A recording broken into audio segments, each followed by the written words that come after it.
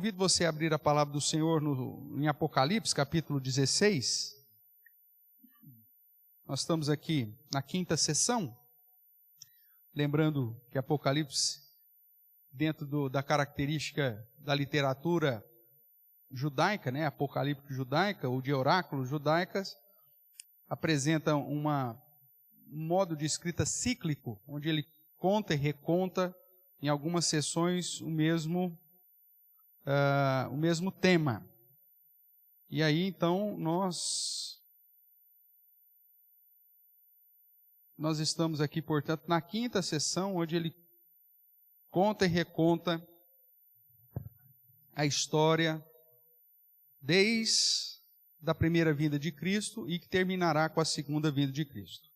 Essa quinta sessão trata dos 7 flagelos, ou das 7 taças da ira de Deus. Começa aí no capítulo 15 e vai até o final do capítulo 16. Nós vamos ler então o capítulo 16, uma vez que nós já tratamos o capítulo 15 na semana passada. E vamos entrar agora nos flagelos propriamente, ou nas taças da ira de Deus. Leiamos, portanto, Apocalipse 16. Ouvi, vinda do santuário, uma grande voz dizendo aos 7 anjos: Ide e derramai pela terra as 7 taças da cólera de Deus. Saiu, pois, o primeiro anjo e derramou a sua taça pela terra, e aos homens portadores da marca da besta e adoradores da sua imagem sobrevieram úlceras malignas e perniciosas. Derramou o segundo a sua taça no mar, e este se tornou em sangue, como de morto, e morreu todo o ser vivente que havia no mar. Derramou o terceiro a sua taça nos rios e nas fontes das águas, e se tornaram em sangue. Então ouvi o anjo das águas dizendo: Tu és justo, tu que és e que eras, o santo, pois julgastes essas coisas, porquanto derramaram sangue dos santos e de profetas, também sangue lhes tem dado a beber. São dignos disso. Ouvi do altar que se dizia: Certamente, ó Senhor Deus Todo-Poderoso, verdadeiros e justos são os teus juízos. O quarto anjo derramou a sua taça sobre o sol, e lhe foi dado queimar os homens com fogo. Com efeito, os homens se queimaram com um intenso calor, e blasfemaram o nome de Deus, que tem autoridade sobre estes flagelos, e nem se arrependeram para lhe darem glória. Derramou o quinto a sua taça sobre o trono da besta, cujo reino se tornou em trevas, e os homens remordiam a língua por causa da dor que sentiam, e blasfemaram o Deus do céu por causa das angústias e das úlceras que sofriam, e não se arrependeram de suas obras. Derramou o sexto a sua taça sobre o grande rio Eufrates, cujas águas secaram, para que se preparasse o caminho dos reis que vem do lado do nascimento do sol.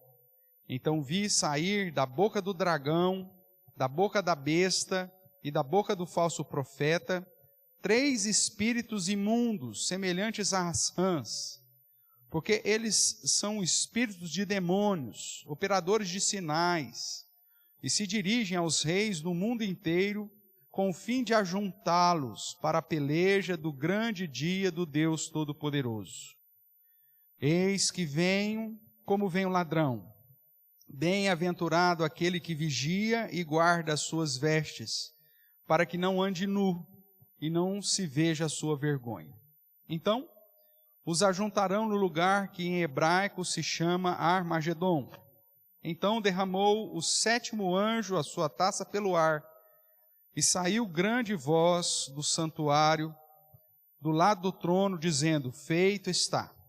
E sobrevieram relâmpagos, vozes e trovões, e ocorreu grande terremoto, como nunca houve igual desde que há gente sobre a terra. Tal foi o terremoto forte e grande. e a grande cidade se dividiu em 3 partes, e caíram as cidades das nações. E lembrou-se Deus da grande Babilônia, para dar-lhe o cálice do vinho do furor da sua ira. Todas as ilhas fugiram, e os montes não foram achados. Também desabou do céu sobre os homens grande saraivada, com pedras que pesavam cerca de 1 talento. E por causa do flagelo da chuva de pedras, os homens blasfemaram de Deus, porquanto o seu flagelo era sobremodo grande. Amém, irmãos. Nós vimos então, irmãos, que o capítulo 15, inicia essa sessão mostrando esse sinal, e a primeira questão que nós tratamos no capítulo 15 é que João, quando registra o início dessa sessão, faz questão de apresentar o fato de que essa sessão, apesar de iniciar, como diz aí no capítulo 15, o verso 1, o derramar dos últimos flagelos, os últimos flagelos da cólera de Deus, ele apresenta esse ato de Deus como sendo um ato extremamente santo, extremamente justo, extremamente reto e correto. E é por isso que ele apresenta aí o cântico de justiça que nós terminamos na semana passada. Agora, o capítulo 16 vão apresentar, portanto, os flagelos, sintetizado aí no símbolo, dos anjos derramando as taças de ouro, essas taças da cólera de Deus. Então, quando nós lemos aqui o capítulo 16, você vê que o primeiro flagelo, ele traz úlceras malignas e perniciosas. O segundo flagelo, o terceiro, trata de transformar as águas em sangue. Depois, a questão do calor. Depois, ainda, a questão de sofrimento, das angústias, das úlceras. Mais uma vez, ele repete. E depois, mais uma vez, o rio Eufrates secando. Tal. Então, quando nós olhamos para esses flagelos, e nós conhecemos um pouco das Escrituras, é quase que natural conectar alguns desses flagelos às pragas derramadas no Egito. Vamos dar uma olhadinha lá, em Êxodo, capítulo 7.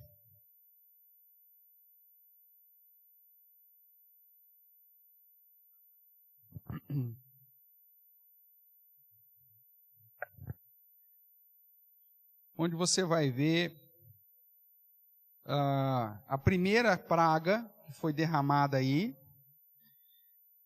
Vamos ler só os títulos, não há necessidade de nós lermos todos os capítulos aqui, mas no verso 14, qual que é o título que foi dado em cima aí do verso 14 do capítulo 7?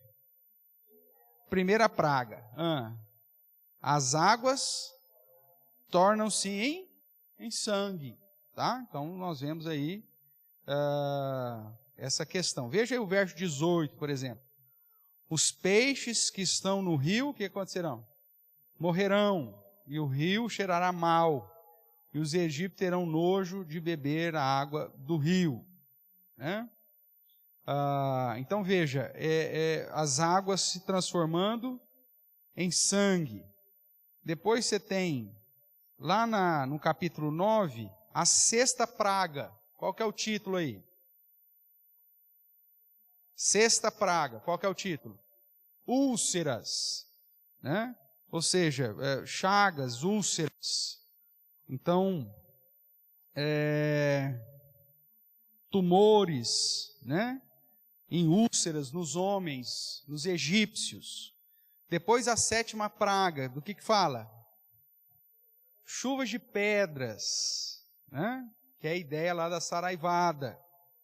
Então veja, você tem aqui as águas se transformando em sangue, você tem as úlceras sobre os homens, você tem a chuva de pedras, são símbolos que são repetidos aqui em Apocalipse 16, que apontam, irmãos, faz um paralelo, e a Bíblia é cheia de paralelos, com, então, as pragas derramadas no Egito. E é interessante lembrar que dentro da nossa linha de interpretação, né, desse paralelismo progressivo, simbólico, que esses símbolos aqui dos flagelos faz uma conexão com as pragas do Egito não à toa. Porque quando o Senhor derramou as pragas sobre o Egito, onde que estava o povo de Deus? Guardado no Caribe, curtindo férias no Caribe. Estava lá numa festa de casamento chiquérrima, nadando com golfinhos. Era lá que estava? O povo, onde que estava? No próprio Egito. Só que a presença do Senhor preservando, guardando, mas eles estavam lá enquanto as pragas estavam sendo derramadas sobre os egípcios. Inclusive, você se lembra muito bem, né? A ideia do cordeiro sendo morto e o sangue sendo passado nos umbrais, para que quando o anjo da morte viesse, aqueles que estavam marcados com o sinal fossem preservados. Por isso passou por cima, né? Por isso Páscoa. Então veja, até quando veio ceifar os primogênitos dos egípcios, o povo de Israel estava no meio. E tinha que pôr o sinal do sangue. Quem não pôs o sinal do sangue, morreu também. Então essa era a ideia. Então o povo de Deus estava no meio do Egito, enquanto as pragas, os flagelos, né, caíram sobre aquele povo, como sendo, né, uma demonstração daquilo que aconteceria lá em Apocalipse 16, com o derramar das 7 taças da ira, da cólera de Deus. Então, aonde estará a igreja na grande tribulação? No meio do povo. Nós estaremos vivendo aqui. Essa historinha do arrebatamento secreto, né, traz uma paz gostosa para o nosso coração, mas não é a realidade bíblica, não está pautado nas Escrituras. Nós já vimos aqui, estudamos inclusive o texto que eles usam, né, que um será arrebatado, outro será deixado. O contexto lá, ele usa justamente o dilúvio, mostrando que quem foi arrebatado foram os ímpios. Quem morreu foram os ímpios. E quem foi deixado foi Noé e sua família, os justos. Então, só dá uma lida lá com mais vagar, que você vai ver que ali não está prometendo tirar a igreja. A igreja vai ser arrebatada? Vai. Quando? No meio do 6º flagelo. Observe aí o 6º flagelo. Apocalipse capítulo 16, verso 12. Nós temos aí o 6º flagelo. Então nós estamos aqui já na 6ª taça. Derramou o 6º a sua taça sobre o grande rio Eufrates, as águas secaram, aí eu vi sair da boca do dragão, da besta, do falso profeta, os 3 espíritos imundos, semelhante a rãs, porque são espíritos de demônios, ao mesmo tempo que operam milagres, sinais, e enganam os reis do mundo, a fim de ajuntá-los para a peleja contra Deus. Aí você tem um parênteses aí no verso 15. Aí esse parênteses é uma palavra para os ímpios? Não, é uma palavra para nós. Aí ele diz assim, eis que vem como vem o ladrão. Bem-aventurado aquele que vigia e guarda as suas vestes, para que não ande nu e não seja envergonhado. Essa palavra do verso 15 é um parêntese para aqueles que estão em Deus, aqueles que não estão segundo a marca da besta. Jesus prometeu vir como um ladrão, não é isso? Paulo vai dizer isso na Tessalonicenses. O próprio Cristo vai dizer isso. A ideia de que ele vem. E ele vem fazer o quê? Como um ladrão, por quê? Porque o termo arrebatar é justamente sequestrar ou levar, é uma prática daquilo que o ladrão faz. E a ideia é que Jesus vem para arrebatar a sua igreja. Agora, isso vai acontecer quando? Segundo, se fosse usar aqui a ideia cronológica, no meio do 6º flagelo. As coisas estão acontecendo, está perto do fim, antes vai vir o juiz de Deus sobre todo mundo, aquele sofrimento, o povo tal, as pessoas se levantando, ninguém se converte, o ímpio não se converte, e aí o Senhor vem como ladrão. Então, essas expressões apontam e reforçam a ideia de que a igreja, da mesma forma que o povo de Israel estava no Egito, quando do derramar das pragas, a igreja estará presente na grande tribulação, enquanto Deus está derramando dos seus flagelos. E esses flagelos, irmãos, estão direcionados de uma maneira muito específica. Veja aí o verso 2 do capítulo 16. Saiu, pois, o primeiro anjo e derramou a sua taça pela terra, e aos homens portadores da marca da besta e adoradores da sua imagem. Então, é taça da ira, da cólera de Deus sobre os ímpios, que mesmo recebendo as pragas, da mesma forma que aconteceu com os egípcios, não se arrependiam, se endureciam cada vez mais. Esse é o paralelo. A grande tribulação, irmãos, virá e trará sofrimento, e o ímpio continuará blasfemando contra Deus, reclamando de Deus. Eles não se voltarão para o Senhor. E nós, o que vamos fazer enquanto estivermos aqui? Aí nós devemos nos preservar, é o que diz o verso 15. Bem-aventurado o que vigia e guarda as suas vestes, para que não ande nu e não seja visto sua vergonha. Ou seja, a perspectiva da vigilância, da santidade, da fidelidade, estão embutidas aqui nesse símbolo. O que se espera dos crentes é que mesmo com a grande tribulação e situações acontecendo que nunca existiu, que nunca ainda ninguém havia passado, nós, certos da vitória do Senhor, certos de que a sua postura é santa, a sua postura é justa, a sua postura como é o cântico de Moisés e o cântico do Cordeiro diz, né? Perfeita, vamos permanecer vigilantes, fiéis, santos. Por isso que nós não podemos nos deixar ser seduzidos pelos aliados de Satanás. Os crentes do nosso tempo estão dormindo, irmãos. Parece que nós estamos de férias. Não estamos. A vida ainda está razoavelmente boa? Claro, está razoavelmente boa. Mas não se engane. Os flagelos vão ser derramados e situações vão acontecer como nunca aconteceu. Vão jogar a culpa no efeito estufa. Mas os homens vão ser torrados pelo sol, diz aqui. É lógico que são símbolos para mostrar, irmãos, situações difíceis, situações de secura, de dificuldade, de lutas. Onde as pessoas, ao invés de se derramar diante do Senhor, vão se levantar contra. E, obviamente, se vão levantar contra Deus, vão se levantar contra também os que seguem a Deus. Isso aí já foi dito, inclusive, nas sessões anteriores. Então, ambos, né, os flagelos e as pragas, são derramados sobre os ímpios, enquanto o povo de Deus é preservado. Mas o povo de Deus está aqui, como o povo de Israel estava no Egito, e ficou lá. Só depois de todas as 10 pragas é que o povo liberou o povo de Israel, e o povo de Israel saiu rumo a Canaã. O paralelismo é só depois da grande tribulação, que derrubou todos os flagelos, as taças da ira, é que vem o fim e nós vamos ser levados para a nova Canaã, para a Canaã celestial.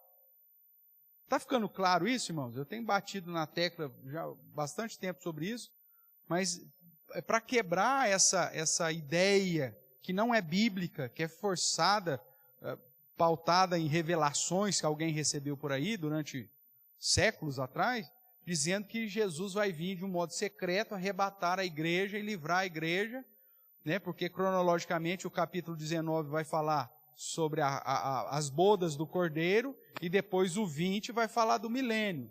Então aqueles que interpretam o Apocalipse de um modo cronológico, acham que o milênio só vai acontecer depois do arrebatamento, mas não é isso. É João contando e recontando. Capítulo 19 termina mais um ciclo, capítulo 20 começa mais uma sessão onde ele reconta a história. Nas pragas, nós vemos o coração de Faraó e dos seus oficiais endurecerem mais e mais. E o mesmo nós vemos com o coração do ímpio quando derramar das taças. Nós lemos aqui em vários momentos que as taças estão sendo derramadas e os ímpios não se arrependem. Veja aí o final do verso 9. Com efeito, os homens se queimaram com intenso calor e blasfemaram o nome de Deus, que tem autoridade sobre esse flagelo, e nem se arrependeram para dar-lhe glória. Verso 11. E blasfemaram o Deus do céu por causa das angústias, das úlceras que sofriam, e não se arrependeram das suas obras. O verso 21, final, né? E por causa do flagelo da chuva de pedras, os homens fizeram o quê? Blasfemaram de Deus, porquanto o seu flagelo era sobremodo grande. Então, da mesma forma que o coração de Faraó e dos oficiais do Egito se endureciam a cada praga, com o derramar das últimas taças da glória de Deus, ou seja, os últimos flagelos, os homens ímpios também vão se endurecer cada vez mais.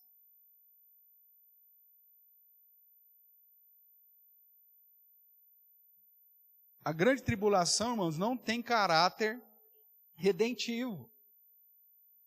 As dificuldades sobre os homens não têm o caráter de conduzi-los ao arrependimento, mas tem o caráter de endurecer o coração ainda mais. É aquilo que nós falamos semana passada, né? Há uma distinção do crente para o ímpio quando passa por situação adversa. Sabemos que estamos também sujeitos a passarmos por situações adversas na vida, tragédias na vida. Agora o ímpio, ou melhor, o crente, quando passa por uma situação de tragédia na vida, ele se prostra diante de Deus.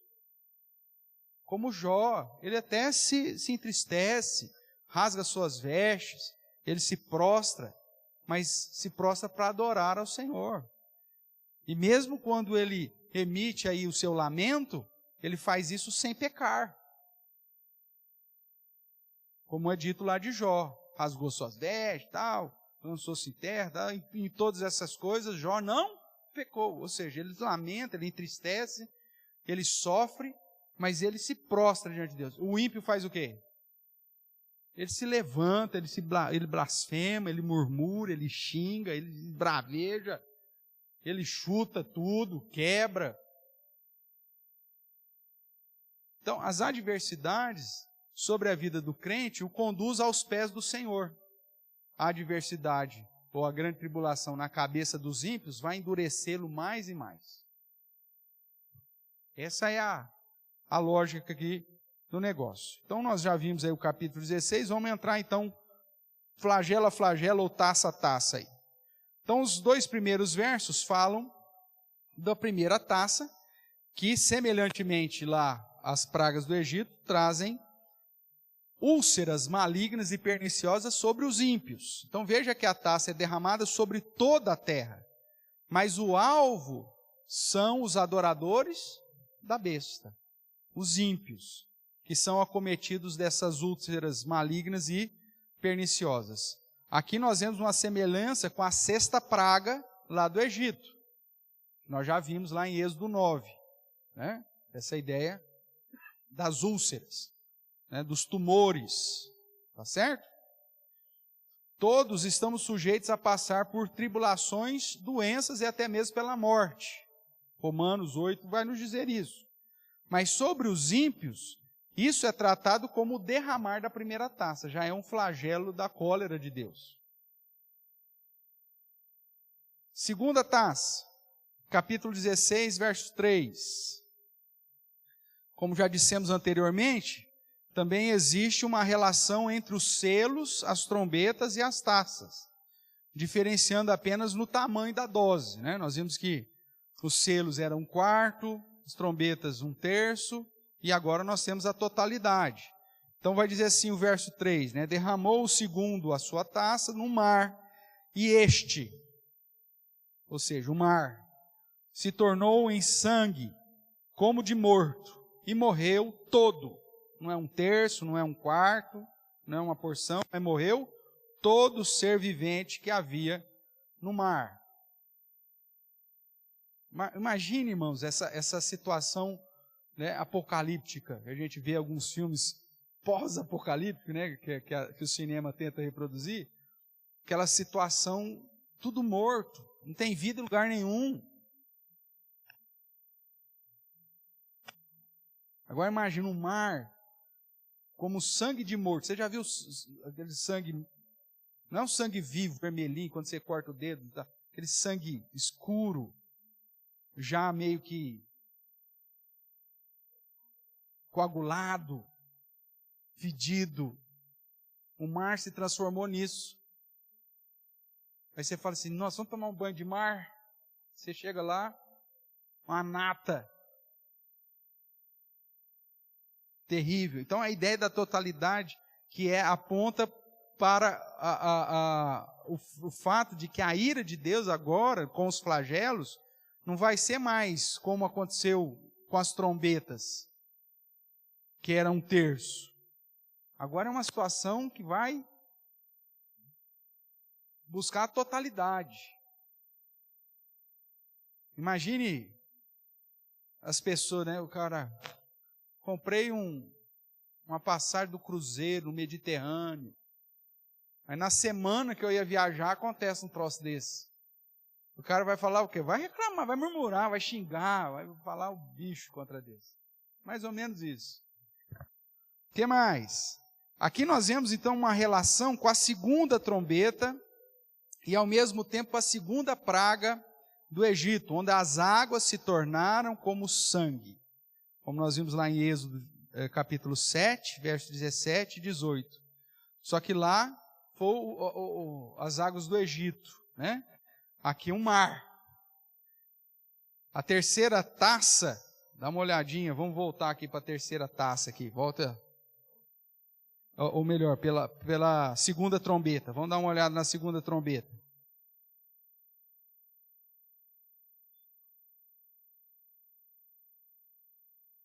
Capítulo 8, verso 8. O segundo anjo tocou a trombeta, e uma como que grande montanha, ardendo em chamas, foi atirada ao mar, cuja terça parte se tornou em sangue. E morreu a terça parte da criação que tinha vida existente no mar, e foi destruída a terça parte das embarcações. Agora, com as taças, a ideia é o quê? Totalidade. Né? Agora morre tudo, e tudo que está no mar é destruído. A gente viu, né? Uma dessas trombetas aí recentemente, quando teve o tsunami lá no Japão. Não sei se você chegou a ver algumas cenas de tsunami. O mar invadindo, assim, levando os barquinhos, assim, virando os barquinhos de ponta cabeça, arrastando. Navios enormes, sendo...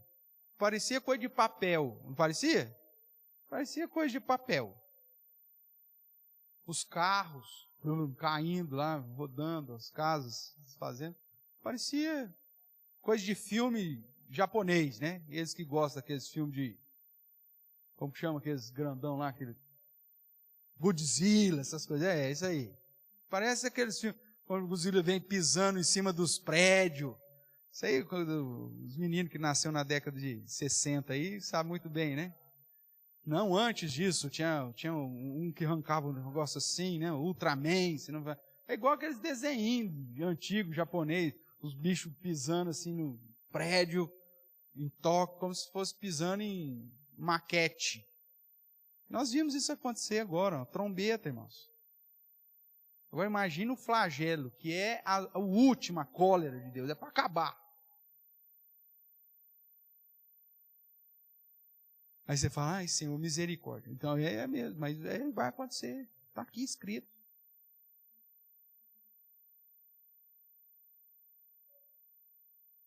Trombeta, né? Quando você vê aqui, ó, volta lá para o capítulo capítulo 8, né?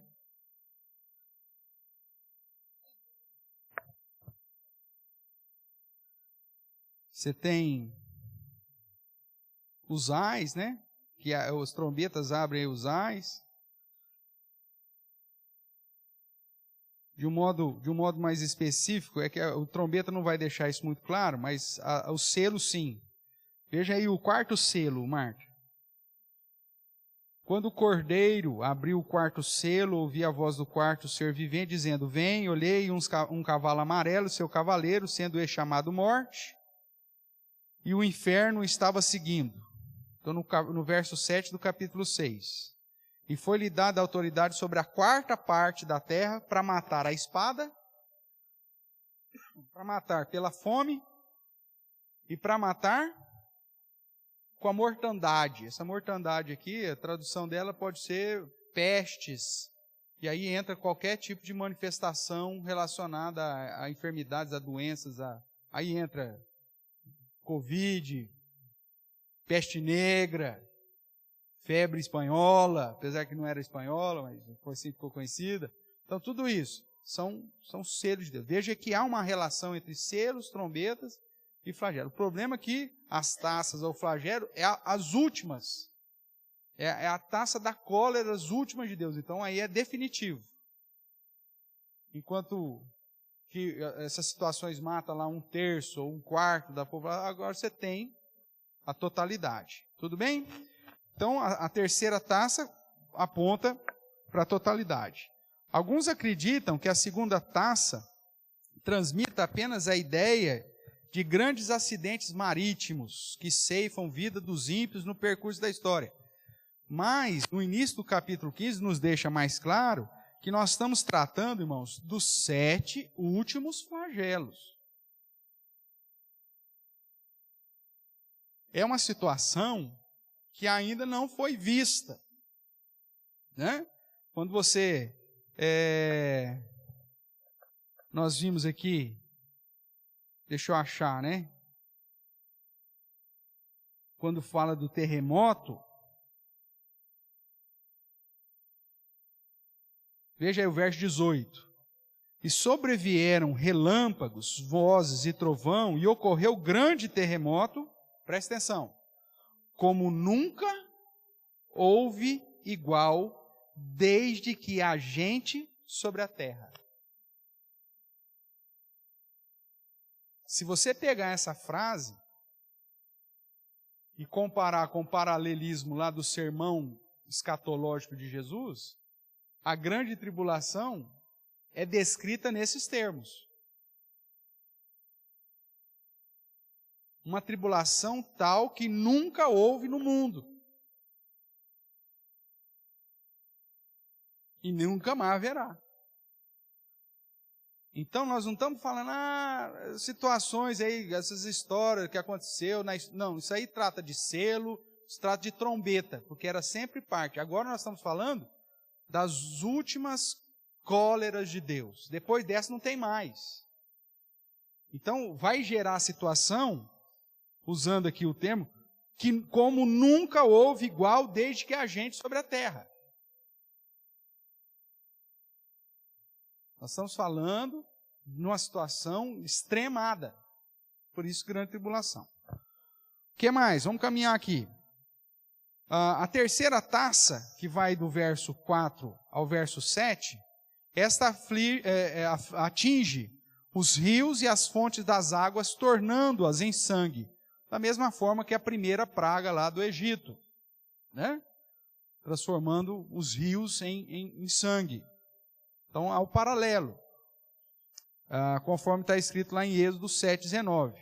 E também igual à terceira trombeta, que nós também já vimos, que traz essa questão de transformar as águas em sangue. Aqui nós temos mais um parêntese. Talvez o primeiro parêntese aí, né? Que é do verso 5, que ele ouviu o anjo das águas dizendo, o anjo está lá derramando da taça da cólera de Deus, da ira de Deus sobre as águas estão se transformando em sangue. Aí alguém poderia dizer, meu Deus, misericórdia, Aí o anjo fala assim, não, não, não, não. Está certinho. É justíssimo. Está transformando a água em sangue? Certinho. Ah, mas os ímpios estão morrendo, criança, não sei quem, ai, que coisa triste. É certo, é justo. Porque os ímpios mataram os santos e os profetas. Durante a história, os crentes em Deus e aqueles que guardam o testemunho de Jesus morreram e foi derramado um grande rio de sangue dos mártires. Aí o pessoal fala, tá vendo? Se Deus é vingativo. Não, não, não. Você não entendeu nada, miserável. Por isso você é ímpio. Se Deus é justo, nada ficará impune. E é isso que o anjo diz. Começa assim o verso 5. Então ouviu o anjo das águas dizendo, tu és justo. Tu que és e que eras. O santo, pois julgastes essas coisas. Porquanto derramaram sangue de santos e sangue de profetas. Também sangue lhes tem dado a beber. São dignos disso. Ninguém vê Deus aplicando a justiça sobre um e fala, ai, coitadinho, Senhor. Não, não, não, está certo, Senhor. Louvado seja o teu nome. Tu és justo, tu és santo, está certinho. Eles estão levando o que eles merecem, porque eles são dignos disso. Eles não deram glória ao Senhor a vida inteira. Eles adoraram a criatura ao invés do Criador. Eles viveram de acordo com as inclinações do seu próprio coração, da sua mente perturbada e pervertida. Eles blasfemaram contra o Senhor, eles viveram em promiscuidade, eles viveram em práticas promíscuas, trazendo maldição sobre os próprios homens, como Paulo vai dizer lá em Romanos. Mudaram a glória de Deus, mudaram a forma que o Senhor criou, se enveredaram por caminhos contrários à natureza, de prostituição, de promiscuidade.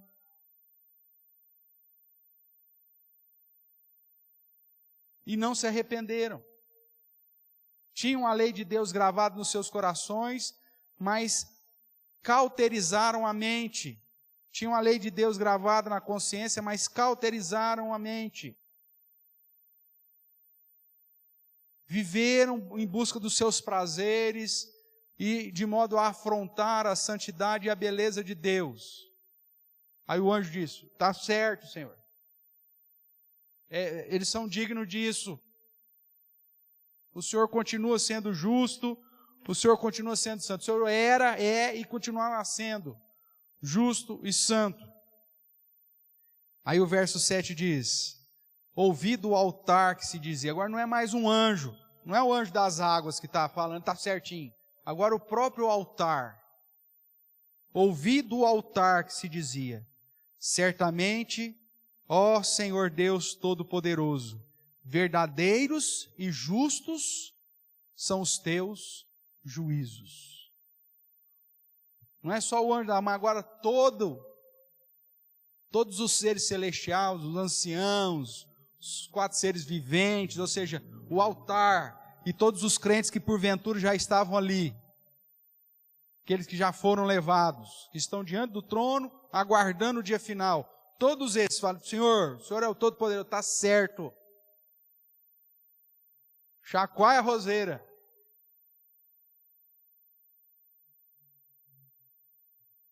Aplica a tua justiça, porque verdadeiros e justos são os teus juízos. Ah, Deus vingativo. Não, não. É um Deus justo, irmãos.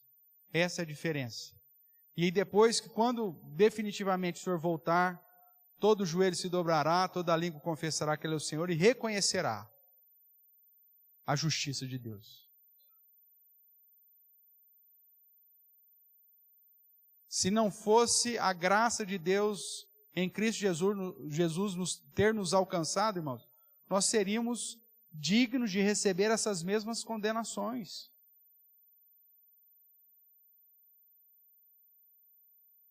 E é por isso que a palavra de Deus nos exorta a vivermos uma vida de vigilância, de santidade e fidelidade ao Senhor. Porque tem muitos que pensam que são do Senhor, mas que no dia aqui vai levar a burdoada. Senhor, Senhor, em teu nome fiz tanta coisa. Eu não te conheço, não. Apartai-vos de mim, o que praticais a iniquidade. Vão para o lago de fogo e enxofre. Só que a nossa geração acha que isso é mito, né? Acho que isso é conversa para boi dormir. Esse de inferno não existe não, cara. O inferno é aqui. Já falo, o inferno é aqui. Aqui, meu amigo, nem se compara. Não, Deus é bom, Deus é amor, Deus vai quebrar o galho de todo mundo. Ele é justo. Verdadeiros e justos são os seus juízos.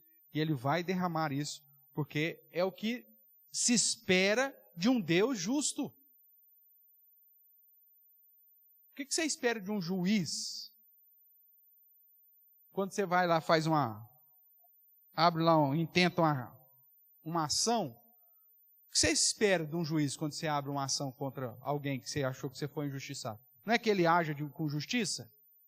Ué. Se você chega lá, o juiz começa a quebrar o galho de tudo quanto é tranqueira lá, você não fica indignado com um negócio desse? Imagina, o cara veio, te causou um prejuízo aí de R$1 milhão.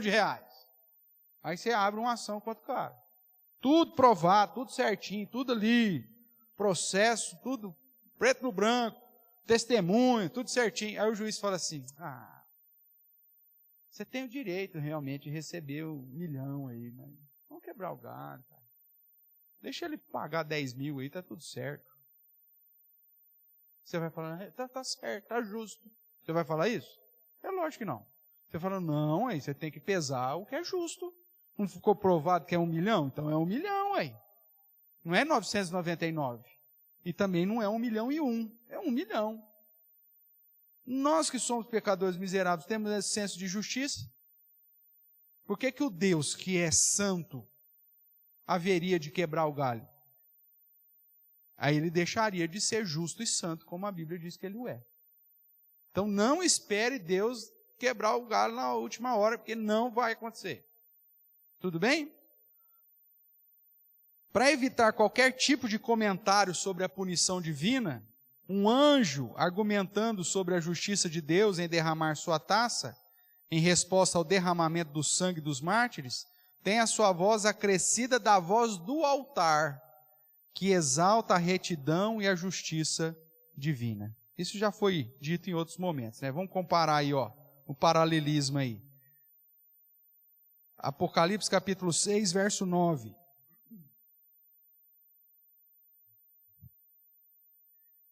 Apocalipse 6, verso 9. Quando ele abriu o 5º selo, vi debaixo do altar as almas daqueles que tinham sido mortos por causa da palavra de Deus e por causa do testemunho que sustentavam, clamando em grande voz, dizendo, até quando, ó soberano Senhor, santo e verdadeiro, não julgas, nem vingas o nosso sangue dos que habitam sobre a terra? Ou seja, as almas dos crentes que estão lá diante do altar do Senhor estavam clamando por isso. Aí agora vem os últimos flagelos. O que você acha que eles vão falar? Não, Senhor, misericórdia. Não, eles vão falar, não, Senhor, está certo, o Senhor respondeu as nossas orações. Até que enfim, Senhor, o Senhor está cumprindo em julgar aqueles que derramaram o nosso sangue. Qual que é o argumento aqui do paralelismo que o anjo faz? Derramar o sangue de quem? Dos santos, ou seja, os crentes, e dos profetas. Esses mesmos santos e profetas que estão já lá, são mártires, estavam diante do trono do Senhor, lá no começo dizia, Senhor, quando que o Senhor vai julgar?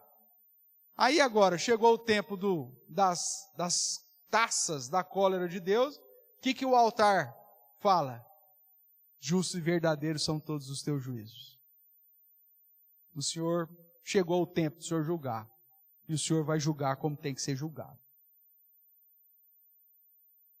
O anseio descrito aqui em Apocalipse 6, 9, é respondido lá em Apocalipse 16. Tudo bem? Veja ainda Apocalipse 8, verso 3 a 5. Veio outro anjo, ficou de pé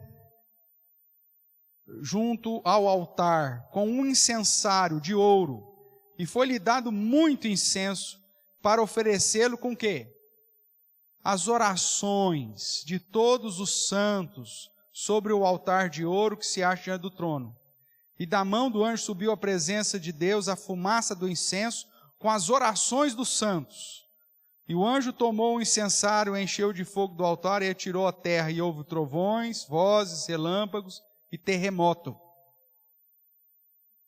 Então os 7 anjos que tinham 7 trombetas prepararam para tocar.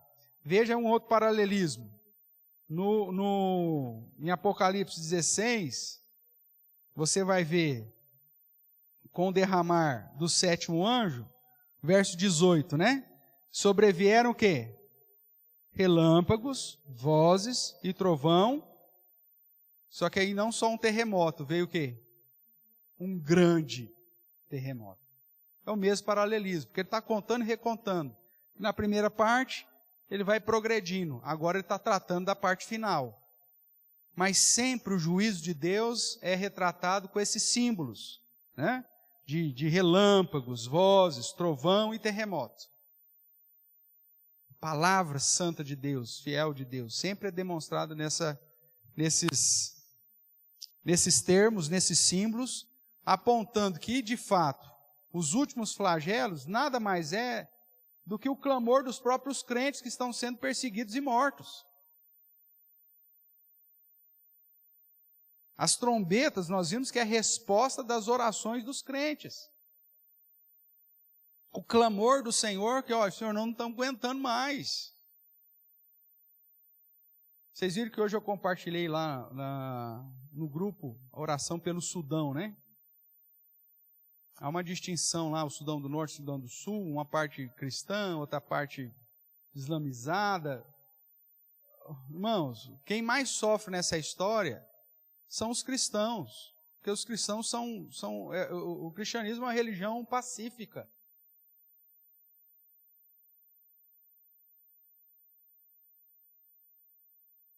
Aí o que acontece? Oi, são os primeiros a morrer. Os cristãos são o povo mais perseguido ainda.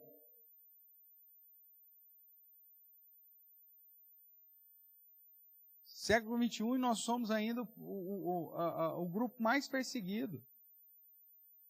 É que ninguém fala disso, porque ninguém vai dar ibope para falar de morte de cristãos. Mas ainda bem que com a internet a gente acaba tendo acesso a algumas questões. Mas ainda é o mais perseguido. Tem uma estatística aí, eu não sei quantos cristãos morrem por dia por conta da fé. E os flagelos de Deus sobre os ímpios é resposta do clamor desse povo que está sendo perseguido e morto. O que mais, irmãos? Vamos continuar aqui em Apocalipse 16. O quarto flagelo aí, ou a quarta taça, do verso 8 e 9. Aqui nós temos uma taça que não há semelhante nem nas pragas, nem nos selos e trombetas. É algo inédito, que é derramar da taça sobre o sol. Com efeito, os homens se queimaram com intenso calor. As pessoas falam do aquecimento global, né? Isso não é nada perto da última taça aqui, da quarta taça. Sabe quando nós somos caipira, né? Vamos para o litoral. Pegar uma semana de férias na praia. Aí vai os caipiras, tudo lá. Acha que o sol é a mesma coisa. Tem 7 dias para curtir. Só que o bicho vai, no primeiro dia, vira igual um siri. Aí no final, chega à noite do primeiro dia, o bicho não consegue nem deitar na cama. De tão queimado que ele está. E aí os outros 6 dias ele fica passando, como que chama? hidratante, pasta d'água, né? Aí, você não vai na praia hoje, fulano? Estou um pouco queimado, hoje eu vou ficar aqui. Só curtiu o primeiro dia, o resto do dia fica tudo debaixo do quiosque, tomando água de coco e vendo os outros brincar. Não é assim? A gente não sabe. A ideia, irmãos, é que com essa quarto flagelo aqui, você saiu no sol, esturricou. Não tem protetor solar. Fator 1300 não dá conta. Já dá aquelas bolhas, aquelas úlceras. O bicho vai queimar. É a ideia aqui de um negócio absurdo, né? Aqui nós vemos o sol sendo potencializado em calor, gerando blasfêmias e murmurações. Hoje já esquenta um pouquinho, o povo já reclama. Não é assim? Eu tive a oportunidade de morar no Senegal, lá, durante o dia fazia 46 graus. Tanto é que meio-dia às 4 ninguém faz nada. Não tem como fazer também, né? Mesmo se você quiser, tal. Imagina, fica calorão na cabeça, fica terror, terrível. Né? Ainda mais para o norte você vai, já é o começo do deserto do Saara. Você olha assim, é um baobá aqui, outro baobá lá colar, nem sombra aquele infeliz daquele baobá faz direito, porque não tem folhagem. Olha que design. Aí você fica doido para achar um espinheiro, porque o espinheiro dá sombra. Assim. E um calor terrível. Aí aqui a gente pega aí os nossos 39 graus, às vezes, 38, quando é o topo do negócio. Ninguém aguenta, irmãos. Ninguém aguenta. Agora imagine esse negócio potencializado aqui com essa última cólera de Deus aqui no quarto flagelo.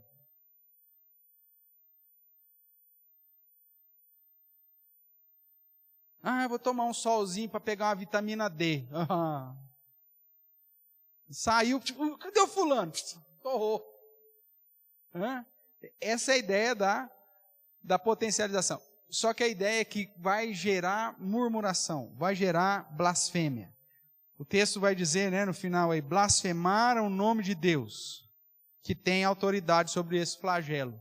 A ideia é que Deus tem autoridade sobre o flagelo. Em vez deles clamar, Senhor, tem misericórdia, ameniza esse flagelo, porque Deus é que tem autoridade sobre o flagelo. Não, o que eles fazem? Seu miserável, aumenta então esse trem aí, vamos ver. Eles blasfemam contra Deus, eles murmuram contra Deus. E não se arrependem para lhe darem glória. A única semelhança que nós vemos, independente do flagelo, é que o coração do homem se torna mais duro, independente do juízo divino. Cada vez mais duro, cada vez mais duro. Quinto flagelo ou quinta taça. Capítulo 16, o verso 10 ao verso 11. Cujo reino se tornou em trevas, né? Então veja aí. Derramou o quinto a sua taça sobre o trono da besta, cujo reino se tornou em trevas. Se você olhar lá para a oitava praga, que é a escuridão, né? Ausência de luz. Você tem aqui mais um paralelo relacionado às pragas, que a gente não tinha mencionado, que é a oitava praga, onde ficou escuridão. O reino se tornou em trevas. E os homens remordiam a língua por causa da dor que sentiam, provavelmente por conta do outro flagelo. O sol queimou tanto essa turma que o cara ficou ali, né, mordendo a língua por causa da dor que sentia. E blasfemaram o Deus do céu por causa das angústias. Aí as outras anteriores, né? O mar se tornou em sangue, os rios se tornaram em sangue, as águas se tornaram em sangue. Estamos com úlcera, estamos com tal. E ao invés de se arrepender, o texto diz, e não se arrependeram das suas obras. Refere-se aqui à queda dos governos anticristãos, né? Por isso o trono da besta, lembra que a besta do mar representa o quê? O sistema político. Imagine essa sequência, irmãos. O mar entrou em colapso. Os rios. O sol. O comércio já era. Qualquer outra situação já era. Agora vem trevas. Pode ser, como é símbolo, né? Pode ser a ideia no sentido de que, olha, colapsou tudo. Se o sol nos queima ao ponto de queimar com intenso calor, imagine a agricultura. Não sobra nada. Então, essa ideia tornou-se em trevas, como são vários símbolos, não necessariamente tem que ser que vai perder a luz do sol, vai ficar um breu. Não, pode ser trevas no sentido, olha, chegando numa situação que não há mais esperança. O comércio colapsou, a produção colapsou, a saúde colapsou, os governos não têm o que fazer. E o que o homem vai fazer? Blasfemar, reclamar. E aí, meu amigo, o caos instalado, o homem começa a matar uns aos outros. Aí, por causa de um rabo de um rato, o cara mata meia dúzia. Aí vira o caos. E aí lembra que é tudo junto e misturado. Aí você volta para o selo. Aí os caras olham para os cristãos e falam, aquele cara é cristão, ele ainda acredita em Deus, esse miserável. Não está vendo que tudo está acontecendo? Não, ele está adorando esse Deus ainda. Mata esse infeliz. Aí vai sobrar para nós.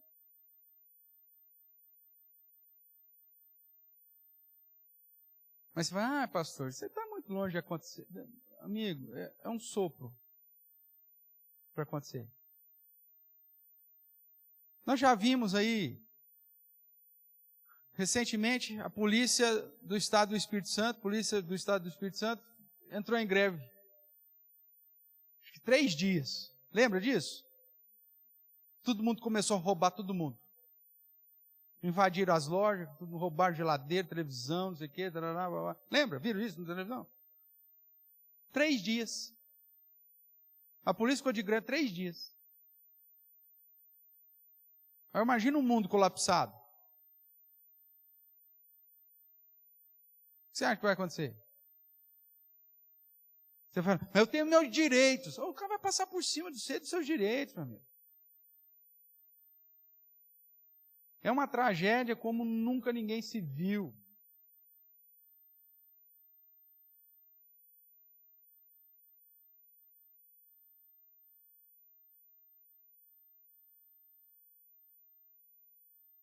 A hora de fazer alguma coisa para o Senhor é agora, irmão. Nós não sabemos quanto tempo nós temos. O que mais? A queda de Roma, governos, ditaduras, etc., serve de exemplo do derramar da Quinta Guerra. Civilizações ascenderam e caíram. E toda vez que há a queda de uma civilização, há tragédia, irmãos. Nunca houve uma queda pacífica de nenhuma civilização. Quando uma civilização cai e outra começa a crescer, o que acontece? Tragédia. Dos babilônios para os medo-persas. Foi só passar a bandeirinha um para o outro? Então agora sou você, sua vez. Foi assim? Dos medo-persas para os gregos, macedônios. Pessoal, agora então o mundo é dos gregos, tá? Agora é a vez deles. Então ninguém reclama, tá? Vamos deixar os caras dominar tudo. Foi assim? Não. Toda queda e ascensão é tragédia, é morte, é injustiça, é tudo, irmãos.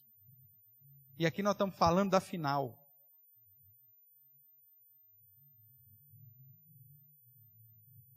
Essa é a pintura que Apocalipse 16 está falando. O negócio vai ficar feio. Mais uma vez, não vemos arrependimento ou o reconhecimento de que Deus é o Senhor sobre todos. Muito pelo contrário. Blasfêmia, angústia, reclamação, tudo menos arrependimento. 6ª taça. do verso 12 ao 16. Essa taça desencadeia aquilo que Apocalipse vai nos apresentar como o Armagedon, a batalha final, o dia final, o juízo final. Tá? Nós sabemos que esse símbolo aponta para as guerras lá do Antigo Testamento, em especial uma guerra que depois a gente, quando for tratar mais uma vez na última sessão sobre Armagedon, nós vamos aprofundar um pouco mais sobre isso. Para começar a entender então sobre essa batalha, nós precisamos olhar para o Antigo Testamento e mais especificamente para o livro de Juízes, capítulo 4 e 5. Dá uma olhadinha lá comigo.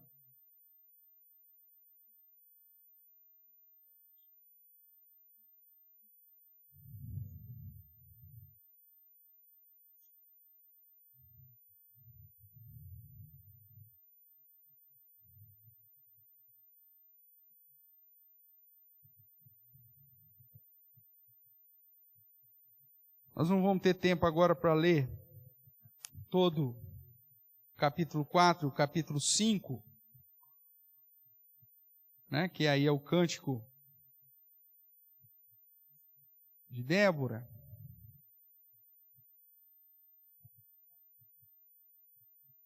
Mas o capítulo 4, de um modo específico, nós vemos aí a luta, né, dos filhos de Israel, que serviam Jabim, rei de Canaã.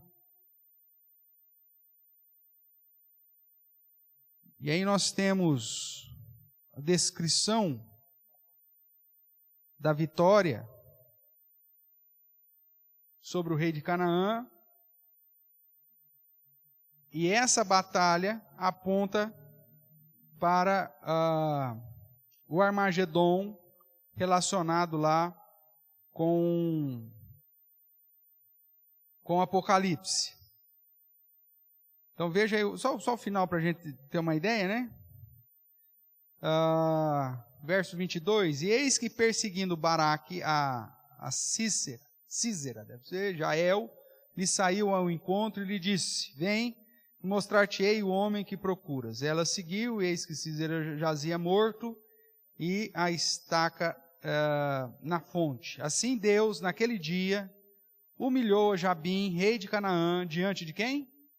Dos filhos de Israel. Então é a ideia dessas tropas, dessa guerra, dessa batalha imensa, né?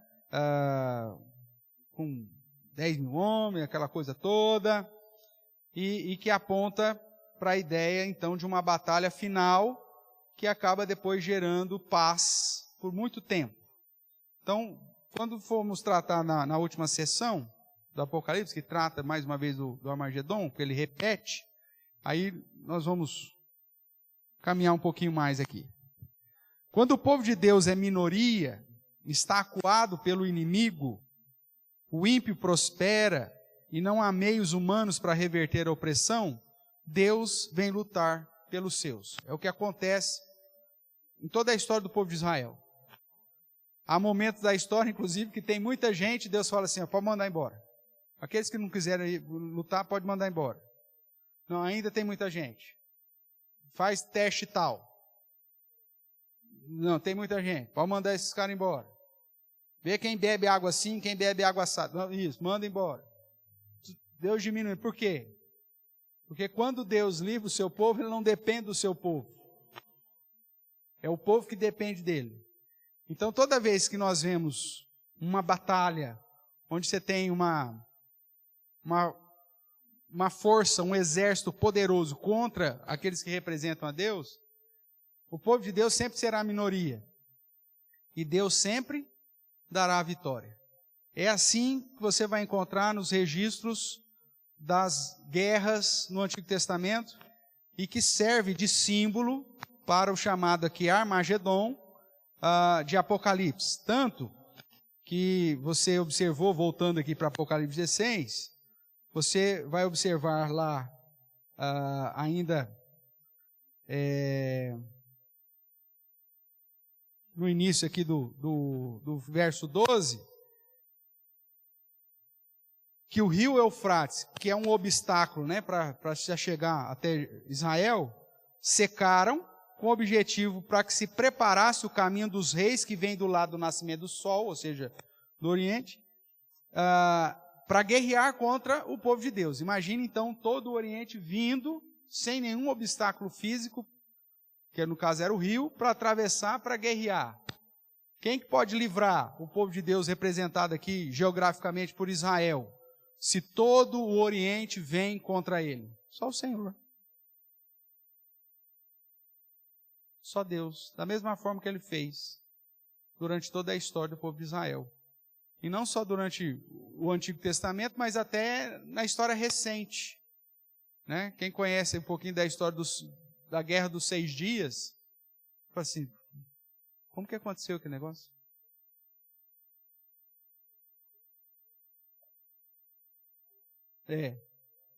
Todas as nações árabes. Imagina. E Deus livrou. Então, irmãos, a história toda bíblica mostra que Deus, que todos os poderes políticos, né, todos os reinos da besta são contra o Senhor e se levantam contra o povo de Deus, a igreja agora.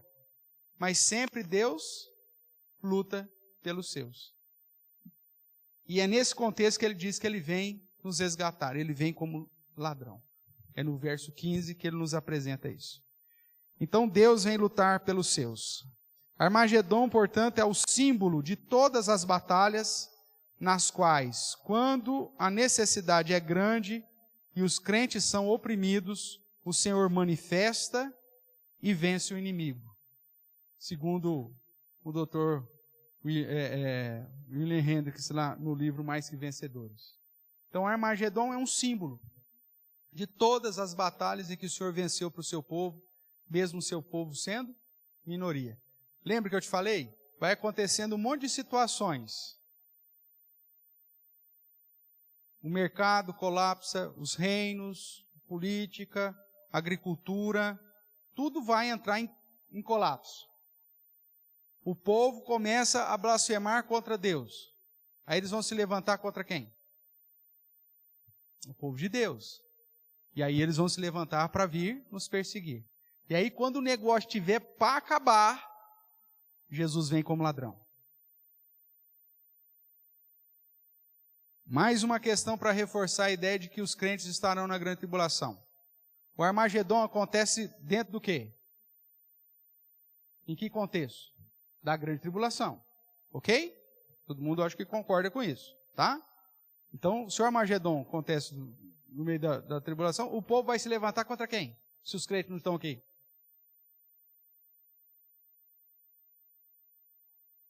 Não vai. Se não tem crente aqui, não vai se levantar contra ninguém.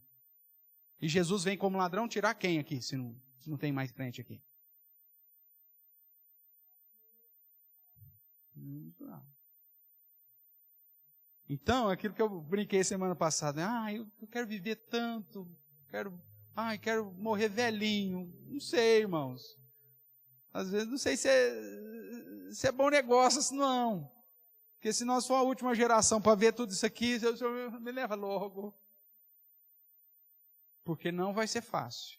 Agora, se você ficou, e se você é crente no Senhor, saiba que Ele vai te fortalecer. É Ele que vai te animar, é Ele que vai te fortalecer. Tudo bem? Vamos lá para a última taça aí? Não, a sexta ainda. A postura de considerar o Armagedon apenas como ensinamento sobre as batalhas, ou focá-la apenas como um evento espiritual, não deve ser a única possibilidade. Por outro lado, existe uma tentativa de interpretar o Armagedon aplicando as nações e atos na história recente. Nós precisamos encontrar, obviamente, um equilíbrio que harmonize com a Bíblia toda. Lembre que essa mensagem tinha que fazer sentido para os primeiros destinatários. A gente sempre tem falado nisso. E nesse sentido, alguns detalhes da profecia precisam ser levados em consideração. Vamos lá. O grande rio Eufrates, para a maioria, refere-se ao mundo ímpio, né? Assíria, Babilônia. As águas, nós já vimos aqui em vários contextos, apontando para povos. Vamos adiantar aqui um pouquinho aqui para você ver. Apocalipse 17, verso 15.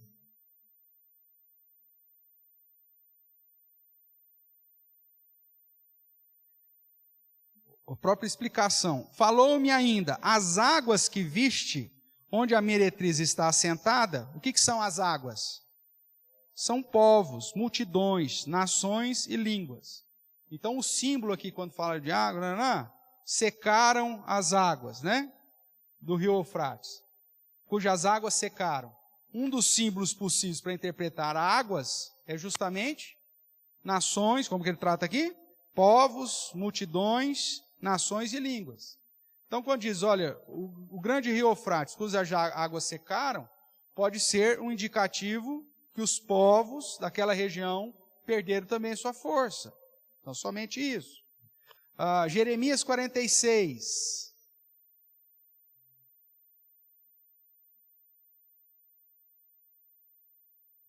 Versos 7 a 10. Lembrando que a chave de interpretação dos símbolos apocalípticos estão ou no próprio Apocalipse ou nas Escrituras. Então, Jeremias 46, 7 a 10. Como podes estar quieta se o Senhor te deu ordem? Contra Asquelon e contra as bordas do mar é para onde... Verso 7 do 46. Agora sim. Jeremias 46, 7. Sexta-feira, irmão. Sexta-feira, vou no oculista trocar o óculos, hein? Vamos lá. Já não está funcionando para mais nada. Vamos lá, 46, verso 7. Quem é este que vem subindo como o Nilo, cujos rios, cujas águas, ou como rios cujas águas se agitam?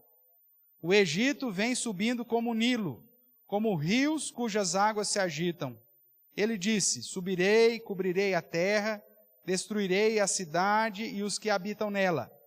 Avançai, ó cavaleiros, estrondeai, ó carros, e saiam os valentes, os etíopes e os de Pute, que manejam o escudo, e os lídios, que manejam e entesam o arco. Então veja, aqui, símbolo de muitas águas, águas se agitam, são sinônimos de nações que se levantam, povos que se levantam e tudo mais, como o próprio Apocalipse já também interpretou.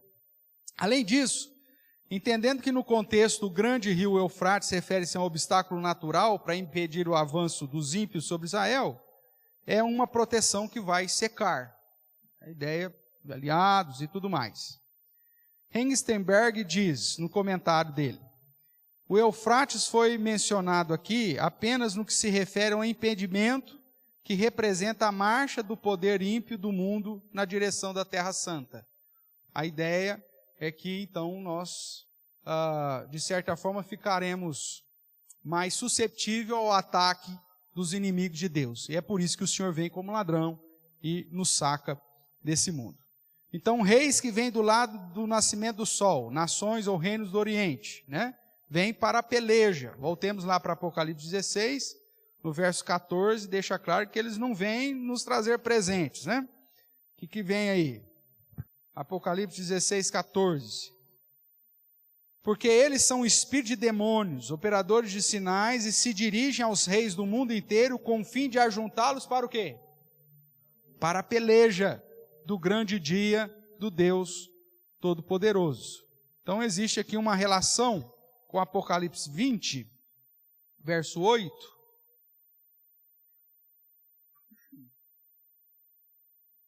que é quando fala também, mais uma vez, dessa batalha, né? Então lá, Apocalipse capítulo 20, verso 8 diz, e saíram a seduzir as nações que há nos quatro cantos da terra, Gog e Magog, nós vamos ver tudo isso, são termos lá das gerações de Noé, né? A fim de reuni-las para a peleja, e o número dessas é como a areia do mar. Então veja, o diabo, verso 10 ainda diz, né? O diabo, o sedutor deles, foi lançado.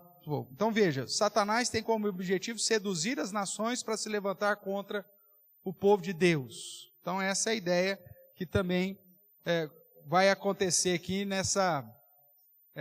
nesse símbolo apresentado aqui da sexta taça. Gog e Magog, se você for lá para Ezequiel 38, você vai ver citando. Se você for lá para Gênesis 10, ele está contado entre as 70 nações tronco descendentes lá de Noé, que formaram todas as etnias, né?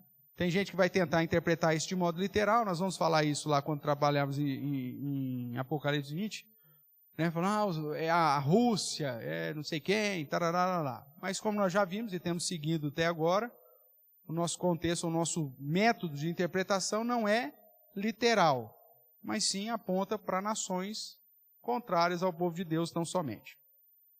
Estão debaixo da ação de Satanás, a besta que emerge da terra, né, do mar, com ações governamentais, a besta que emerge do mar, e as religiosas, a besta que emerge da terra. Então, as nações são conduzidas para lutar contra os crentes. Os 3 espíritos malignos agem sobre os reis do mundo inteiros, os ímpios, através dos ensinos, filosofias, empresas satânicas, palavras, manipulações e todo tipo de atuações malignas para lutar contra o povo de Deus. Irmãos, nós estamos lutando contra tudo e todos. Só que quem define o final é o nosso Deus. Vamos passar por uma situação diversa? Sim, a Bíblia diz isso, mas a vitória é certa. Para a gente caminhar aqui, o Armagedon é para trazer à memória que o mesmo povo de Deus, sendo minoria, estando acuado e com um fim praticamente determinado pelos reis do mundo, vencerá com a atuação do próprio Deus. Deus é que vai trazer a vitória. Então, quando cita aqui, nesse sexto flagelo, a ideia do Armagedon, é para trazer a memória dos crentes que é o seguinte: durante toda a história, o povo de Deus foi perseguido, e na hora que o negócio está quase indo para acabar, o Senhor vem e restaura, e levanta e protege o seu povo. Um parêntese, como nós falamos no verso 15, nos é apresentado, onde o próprio Cristo relembra a sua promessa e conclama ao seu povo permanecer de modo fiel e santo, né? Guardar as suas vestes, mostra a ideia da pureza, da vigilância, da fidelidade, né? E aí o termo Maranata, ou seja, a ideia de que ele vem. Então o verso 15 é a promessa do Senhor que ele vem resgatar o seu povo. Para terminar, irmãos, o sétimo flagelo, temos aí alguns minutinhos, do 17 a 21, vai dizer que o sétimo anjo, então, derrama a taça pelo ar, saiu uma grande voz do santuário, não é mais do céu, não é mais, agora já apresenta essa ideia do santuário, do lado do trono, dizendo, feito está, que é justamente a mesma ideia lá do está consumado, está feito, né? A ideia de que a obra foi de fato realizada. Refere-se, portanto, ao juízo final, ao término, afinal de contas nós estamos tratando das últimas cóleras de Deus, do derramar das taças, das últimas cóleras de Deus, então refere-se ao juízo final. A destruição é a aplicação da ira de Deus sobre os adoradores e aliados do dragão. A própria Babilônia é destruída, é dito aí no verso 19, né? E a grande cidade se dividiu em 3 partes, caíram as cidades das nações, e lembrou-se Deus da grande Babilônia para dar-lhe o cálice do vinho do furor da sua ira. Nós vimos já na sessão passada que fala da queda da Babilônia, aqui de novo apresenta a queda da Babilônia, e aí ele vai começar a sexta sessão, no capítulo 17, onde ele vai apresentar de fato quem é a Babilônia. Nós já vimos que a besta do mar é o sistema político, nós vimos que a besta da terra é o sistema falso religioso, das filosofias e ideologias, e aí o terceiro aliado de Satanás, que seria a Babilônia, já foi dito que caiu lá na quarta sessão, é dito que agora ela vai beber do vinho da cólera da ira do Senhor, ou seja, ela vai ser destruída. E aí, na próxima sessão, ele vai dar um foco mais específico só para tratar da Babilônia, onde ele vai apresentar quem ela é, quem que ela faz, o modo que ela age. O sistema político vendo com perseguição, o sistema religioso de falta de religião vindo com as heresias, com os falsos ensinos, E aí você vai ver que a Babilônia, o terceiro aliado, vem com a sedução, com o prazer, né? Com viver a vida. É tão bom viver a vida, pastor. A gente tem que curtir um pouco, pastor, né? A gente tem que aproveitar um pouco a vida, né? Satisfazer um pouco dos desejos da nossa vontade, do nosso coração, tal. Essa aí é a mensagem da grande Babilônia, que vem te seduzir, né? Por isso que é a figura da prostituta, ela vai flertar contigo, né? Ela vai falar assim, não, você está sendo um crente muito... Como é? Radical. O pastor da sua igreja é muito... Como é que falar? Não, é muito radical, o seu pastor lá, querendo... Não, a gente tem que viver uma vida mais light aí, curtir um pouco. A vida não é só igreja, não. Vai curtir um pouquinho. Tarará. Essa é a pastora, né? Babilônia, né? Tratando aí, ou como diz lá a primeira sessão, né? Qual que é mesmo o nome da mulher lá, da primeira sessão? Estou ficando ruim de cabeça, hein, gente? A Jezabel. Que aí a igreja segue as doutrinas dessa Jezabel, que vinha justamente para fazer isso, né? Para desviar o povo do caminho do Senhor. Então, nós vamos ver isso na próxima sessão. Mas aqui, mais uma vez, é dito que a Babilônia será destruída. O juízo, então, vem sobre todos e não há lugar de arrependimento. Pelo contrário, os homens ainda blasfemam contra Deus. É assim que termina essa quinta sessão do Apocalipse, mostrando a postura dura dos ímpios em não se arrependerem, em não glorificarem a Deus, em não mudarem de vida, mesmo quando Deus aplica da sua ira, da sua justiça reta, santa, verdadeira, apontando e aplicando, inclusive, o juízo final.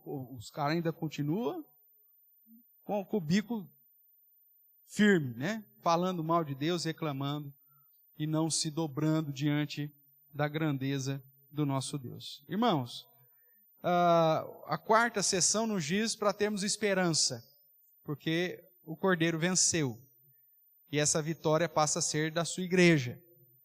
Agora, a quinta sessão mostra quão terrível será o juízo do Senhor.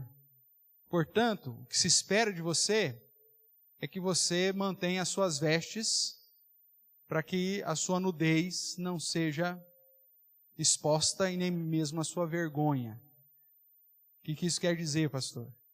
Que apesar de todas as situações, todas as taças da ira e todos os flagelos e as dificuldades que isso certamente trará sobre todo mundo, o que Deus espera de você é que você seja fiel até o fim, mantenha-se santo, puro, vigilante, atuante na obra do Senhor, sabendo que quando o negócio estiver quase para acabar, Ele vem como ladrão e nos livra e nos leva definitivamente para a sua presença.